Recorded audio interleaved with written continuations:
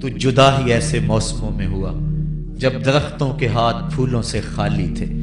آقا کریم کی آنکھیں چھم چھم برس رہی ہیں۔ حضرت ام ایمن حضور کو اپنے ساتھ چمٹا لیا اور مکہ المکرمہ پہنچ کے حضور کے دادا کے سپرد کیا۔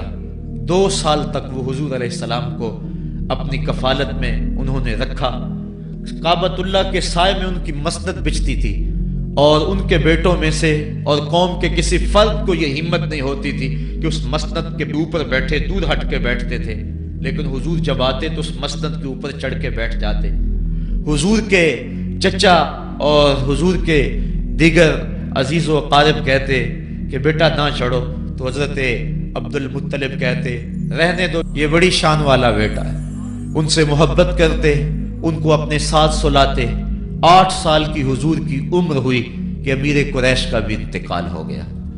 ابن حشام نے لکھا ہے کہ جب امیر قریش کا انتقال ہوا تو سوگ میں مکے کے بازار بند ہو گئے، پورا شہر جنازے میں امٹ آیا، لیکن 8 سال کا بچہ تھا، بلک بلک کے رو رہا تھا۔ آج وہ سایہ بھی اٹھ گیا۔ پھر چچا کی کفالت میں گئے اور انہوں نے جس انداز سے کفالت کی اور محبتوں کا ثبوت دیا وہ الفتوں کی ایک لمبی داستان ہے۔ 40 سال کی عمر ہوئی تو اللہ تعالیٰ نے حضور علیہ السلام کو نبوت کی ذمہ داریوں کے اعلان اور لوگوں تک پیغام حق کے ابلاغ کا حکم دیا۔ آقا کریم علیہ السلام جب پیغام حق لے کر میدان میں آئے تو گلی کوچوں اور بازاروں کے اندر مخالفتیں، نکتہ چینیاں، ناموافق حالات کے جکڑ اور مخالفتوں کی آندیاں چلنے لگیں۔ ابھی آپ سن رہے تھے کہ حضرت بلال حبشی کے ساتھ کیا سلوک کیا جاتا رہا، کس انداز کے ساتھ ان کے سینے پہ پتھر رکھ دیا جاتا۔ حضرت خباب بن ارد کے ساتھ کون سا سلوک کیا جاتا رہا، کون کون سے دکھ تھے جو روانہ رکھے گئے۔ حضرت زنیرہ ان کے گلے کے اندر کوڑا ڈال کر کوڑے کی رسی کو تاؤ دیے گئے، یہاں تک کہ ان کی آنکھیں باہر آ گئیں اور آنکھوں کی روشنی جاتی رہی۔ ابو جہل بولا اب بلانا اپنے محمد کو جو تیری آنکھوں کی روشنی کو واپس کرے۔ زنیرہ نے ہاتھ پھیلا لیے اور کہا عرش کے رب، میں ان آنکھوں کا نور کیا میرے بدن کے ٹکڑے ٹکڑے ہو جاتے، کبھی بھی تیرے سے زندگی نہ مانگتی، لیکن اب تیرے نبی کی عزت کا سوال ہے، میری آنکھوں کی روشنی واپس کر دے۔ روایات میں آتا ہے کہ اللہ نے حضرت زنیرہ کی آنکھوں کی روشنی واپس کر دی۔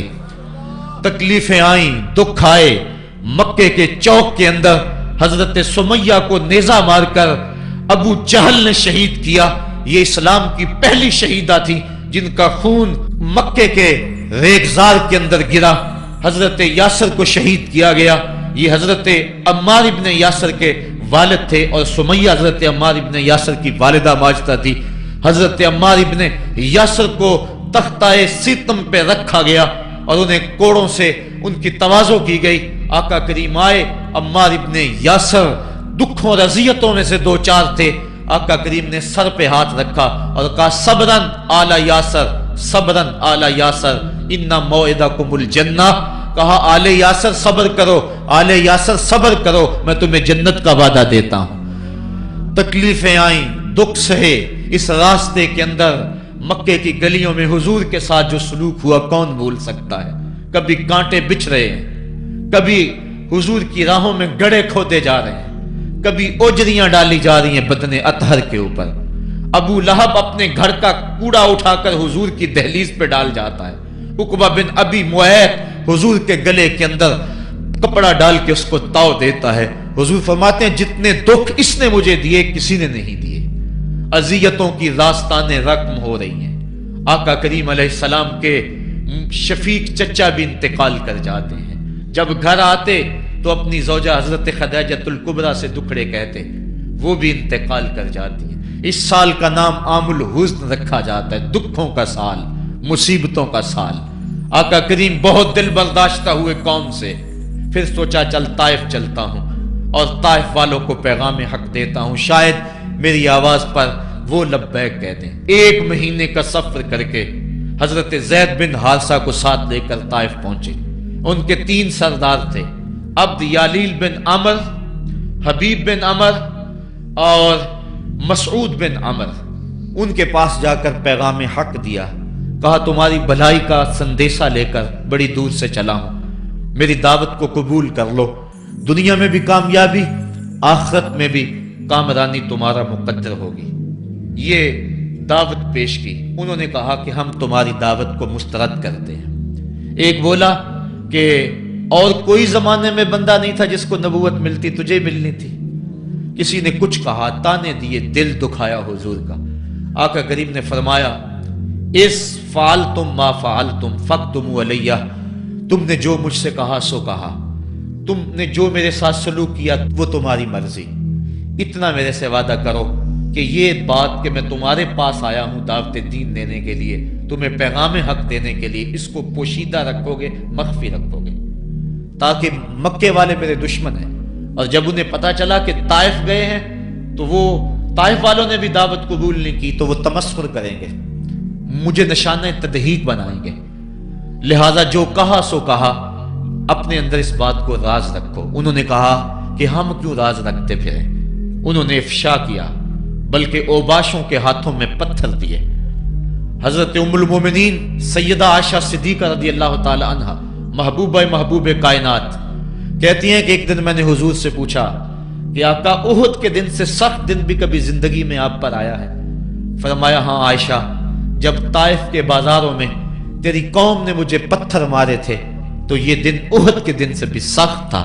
حضور فرماتے ہیں جب میں طائف سے باہر نکلا تو ان کے ہنڈے دو رویا کے تاروں میں کھڑے تھے، ہاتھوں میں پتھر، اور میں درمیان سے گزرنے لگا تو وہ میرے پاؤں پہ پتھر مارتے، میں پاؤں اٹھا لیتا تو دوسرے پاؤں پہ پتھر مارتے، پھر میں شدت درد اور احساس کرب سے بیٹھ جاتا تو ان کے دو گنڈے آگے بڑھتے، مجھے کندھوں سے پکڑ کے اٹھاتے اور پھر مجھے پتھر مارتے۔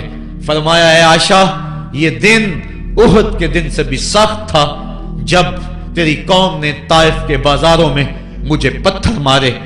آقا کریم علیہ السلام احد کے اندر جب حضور کے چچا شہید ہوئے، وہ دن بھی تاریخ اسلام کا دردناک دن ہے۔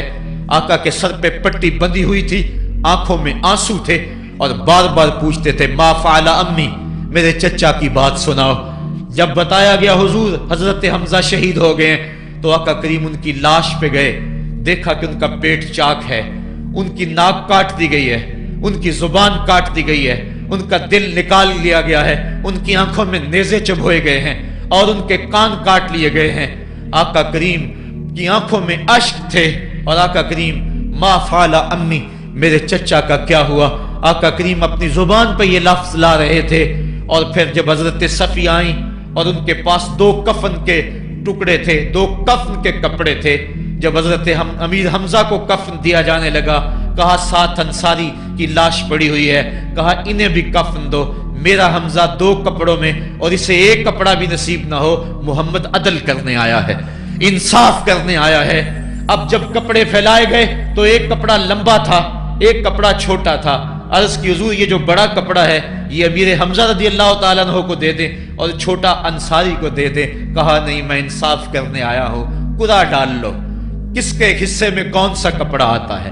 اور جب قرعہ ڈالا گیا تو چھوٹا کپڑا حضرت امیر حمزہ کے حصے میں آیا اور بڑے کپڑے میں اس انصاری صحابی کو کفن دیا گیا۔ اب وہ کپڑا جب حضرت امیر حمزہ کا سر ڈھانپتے تھے تو پاؤں ننگے ہو جاتے، پاؤں ڈھانپتے تو سر ننگا ہو جاتا۔ آقا کریم فرمایا کپڑا سر کی طرف کر دو اور ازخر گھاس لے کر پاؤں کی طرف ڈال دو۔ اللہ کے محبوب علیہ السلام اس دن اتنے غم زدہ تھے کہ جب دوبارہ مدینے پہنچے تو حضور کو پکڑ کر خچر سے سواری سے اٹھا کر حضور کو جو ہے وہ نیچے رکھا گیا۔ سخت تکلیف میں تھے، دکھوں کی زندگی، طائف کے بازار، پھر مدینے کے اندر جب وہ ماحول آیا، خوبصورتیاں آ گئیں، روشنی آ گئیں، آسمان سے ہر دم نور اترنے لگا۔ وہ وقت گیا جب لوگ پتھر مارتے تھے، اب حکم ہو گیا خبردار میرے نبی کی آواز سے آواز بھی اونچی نہیں کرنی، خبردار تم نے میرے نبی سے کوئی مسئلہ پوچھنا ہے تو پہلے صدقہ لو، پھر فقیر ڈھونڈو، پھر خیرات کرو، پھر میرے نبی کی چوکھٹ پہ آؤ، تمہیں پتا چلے کہ کس چوکھٹ پہ آ رہے ہیں، کس در پہ آ رہے ہیں۔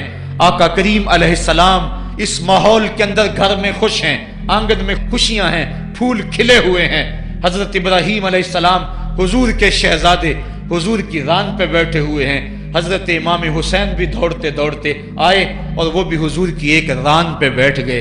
حضور کبھی حسین کو دیکھتے ہیں، کبھی اپنے فرزند کو دیکھتے ہیں، کبھی حسین کو دیکھتے ہیں، کبھی حسین کے ماموں کو دیکھتے ہیں۔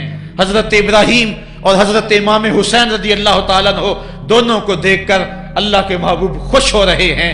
فرشتہ نے اذن مانگا، آقا کریم نے اذن دیا۔ اس نے عرض کی حضور ان دو میں سے ایک کا اختیار ہے، ایک کو ایک کے بدلے میں قربانی دینا ہوگی۔ اب قربانیوں کی وہ حرم سے جو داستان چلی تھی وہ تسلسل ٹوٹنے نہیں پا رہا ہے، وہ تسلسل جاری ہے۔ حضور نے ایک نظر حضرت ابراہیم کو دیکھا اور پھر ایک نظر حضور نے حضرت امام حسین کو دیکھا، پھر حسین کو پکڑ کے سینے سے لگایا اور کہا میں اپنے اس بیٹے پہ اپنے اس بیٹے کو قربان کر رہا ہوں۔ چند دن کے بعد حضرت ابراہیم کا انتقال ہوا۔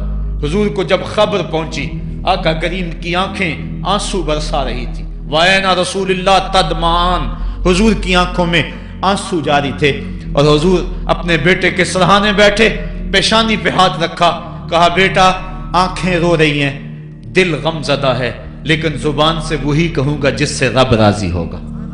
لیس منا من ضرب الخدود وشق الجیوب ودعا بدعوی الجاہلیہ، جو گریبان نوچتا ہے، منہ پہ تھپڑ مارتا ہے، سینہ کو بھی کرتا ہے، کہ ہمارے ساتھ اس کا کوئی تعلق نہیں ہے۔ آنکھوں کا غم اور دل کا غم رحمان کی طرف سے ہے، ہاتھوں کا غم اور زبان کا واویلا یہ شیطان کی طرف سے ہے۔ کہا بیٹا آنکھیں رو رہی ہیں، دل غم زدہ ہے، لیکن زبان سے وہی کہوں گا جس سے رب راضی ہوگا۔ اب امام حسین حضور کی گود میں کھیلتے ہیں، کبھی حضور اپنی زبان ان کے منہ میں دے رہے ہیں، کبھی حضور اس کو اپنے کندھوں پہ سوار کرا رہے ہیں۔ کسی صحابی نے کہا کتنی اچھی سواری ملی، کہا سواری دیکھ رہے ہو سوار بھی تو دیکھو۔